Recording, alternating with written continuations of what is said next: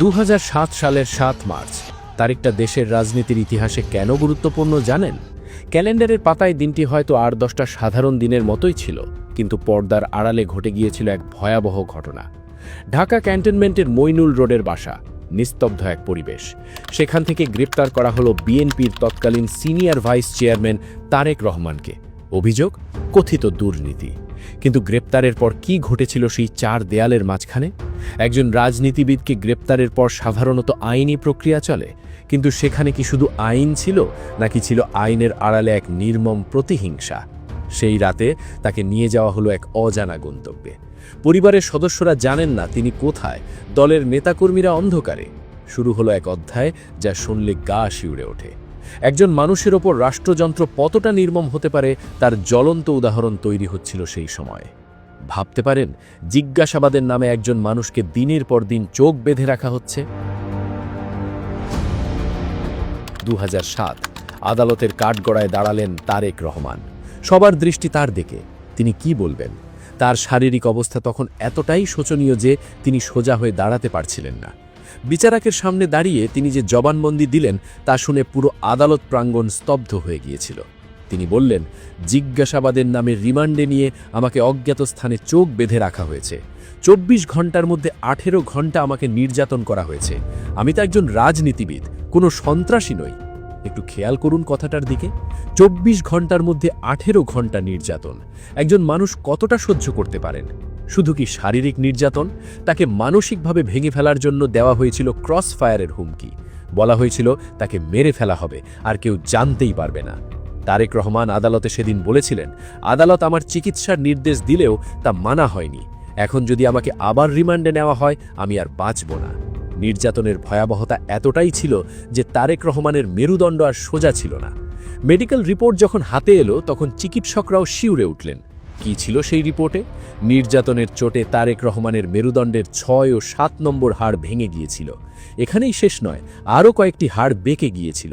মেরুদণ্ডের ৩৩টি হাড়ের মাঝখানের দূরত্ব কমে গিয়েছিল।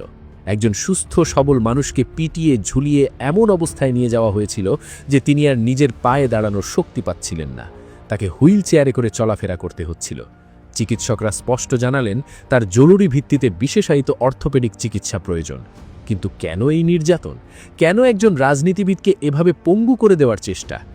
আসলে এর প্রেক্ষাপট বুঝতে হলে আমাদের একটু পেছনে তাকাতে হবে। মেজর জিয়াউর রহমানের কথা মনে আছে?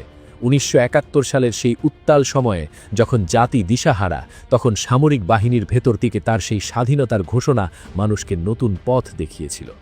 জিয়াউর রহমান শুধু রণাঙ্গনের বীরই ছিলেন না, তিনি ছিলেন একজন রাষ্ট্রনায়ক, যিনি রাজনীতিতে এক নতুন ধারার সূচনা করেছিলেন। তিনি রাজনীতিকে সাধারণ মানুষের দোরগড়ায় নিয়ে গিয়েছিলেন। তার সেই ইনক্লুসিভ বা সবাইকে নিয়ে চলার রাজনীতিই ছিল তার দলের মূল শক্তি। জিয়াউর রহমানের মৃত্যুর পর যখন মনে করা হচ্ছিল বিএনপি শেষ হয়ে যাবে, তখন হাল ধরলেন এক গৃহবধূ, তার স্ত্রী বেগম খালেদা জিয়া।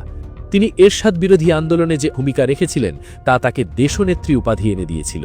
তিনি বিএনপিকে ধ্বংসস্তূপ থেকে তুলে এনেছিলেন। এই যে জিয়া পরিবার, যারা বাংলাদেশের মানুষের কাছে আস্থার প্রতীক হয়ে উঠেছিল, তখন তাদের এই জনপ্রিয়তাই কি কাল হয়ে দাঁড়িয়েছিল? 111-এর কুশীলবরা খুব ভালো করেই জানত, বিএনপিকে দুর্বল করতে হলে আগে ভাঙতে হবে এর নেতৃত্বের মেরুদণ্ড। আর সেই লক্ষ্যেই টার্গেট করা হয়েছিল তারেক রহমানকে। মিডিয়াতে দিনের পর দিন তার বিরুদ্ধে নেতিবাচক প্রোপাগান্ডা চালানো হলো। তাকে ডেমোনাইজ বা দানব হিসেবে প্রতিষ্ঠা করার চেষ্টা করা হলো। কিন্তু যখন আইনিভাবে তাকে আটকানো যাচ্ছিল না, তখন বেছে নেওয়া হলো শারীরিক নির্যাতনের পথ। উদ্দেশ্য ছিল একটাই, হয় তাকে মেরে ফেলা, নয়তো এমনভাবে পঙ্গু করে দেওয়া যাতে তিনি আর কোনো দিন রাজনীতিতে ফিরতে না পারেন। কিন্তু তারা কি সফল হয়েছিল? নির্যাতন করে শরীর ভাঙা যায়, কিন্তু মনোবল? ২০০৮ সাল চিকিৎসার নাম করে তাকে কার্যত দেশ থেকে বের করে দেওয়া হলো, লন্ডনে পাঠানো হলো। তখন প্রচার করা হলো তারেক রহমান আর রাজনীতি করবেন না, তিনি মুচলেকা দিয়ে পালিয়ে গেছেন। কিন্তু সত্য কি তাই ছিল, নাকি ওটা ছিল তাকে সরিয়ে দেওয়ার এক গভীর ষড়যন্ত্রের অংশ? তিনি যখন দেশ ছাড়েন, তখন তার বয়স ছিল তারুণ্যে ভরপুর। আর আজ ১৭ বছর কেটে গেছে, সেই তরুণ নেতা আজ প্রৌঢ়ত্বে পা দিয়েছেন। লন্ডনে বসে তিনি কি চুপ করেছিলেন? একদমই নয়। দেশের বাইরে থেকেও তিনি এক অসম্ভবকে সম্ভব করেছেন। আওয়ামী লীগের মতো ফ্যাসিস্ট সরকারের বিরুদ্ধে দলকে ঐক্যবদ্ধ রাখা কি চাটখানি কথা? দেশে বেগম খালেদা জিয়াকে কারাগারে পাঠানো হলো, হাজার হাজার নেতাকর্মীকে গুম খুন করা হলো, মামলা হামলায় জর্জরিত বিএনপি। সবাই ভেবেছিল এবার বিএনপি ভেঙে টুকরো টুকরো হয়ে যাবে, নেতৃত্ব দেওয়ার কেউ নেই, তারেক রহমান হাজার মাইল দূরে। কিন্তু তারেক রহমান প্রমাণ করলেন, নেতৃত্ব দিতে হলে শুধু উপস্থিত থাকলেই হয় না, প্রয়োজন মেধা আর কৌশলের। তিনি প্রযুক্তির সাহায্যে দলের তৃণমূলের সাথে যোগাযোগ স্থাপন করলেন। স্কাইপি বা জুম কলে দিনের পর দিন, ঘণ্টার পর ঘণ্টা তিনি নেতাকর্মীদের কথা শুনেছেন, তাদের সাহস জুগিয়েছেন।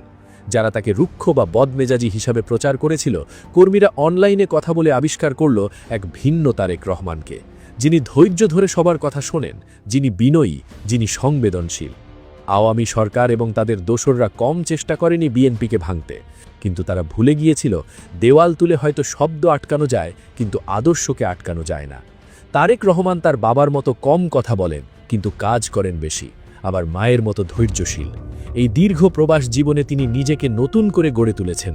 তিনি প্রতিহিংসার রাজনীতিতে বিশ্বাস করেন না।